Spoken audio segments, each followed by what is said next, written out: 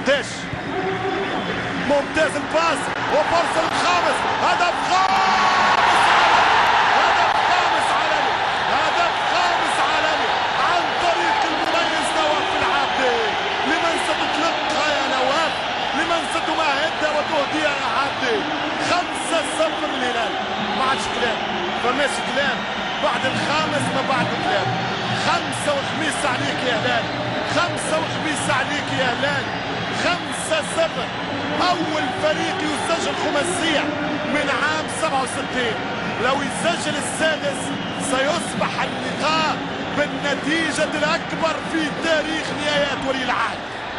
6-2 هي نتيجة الاتحاد والاتفاق. يعني بمنطق آخر 5-0 هي أكبر نتيجة في تاريخ النهايات، ولكن لتصل لرقم الهاتف 6 أهداف يلزم تجيب واحد آخر. شوف نواف برشا سرعة.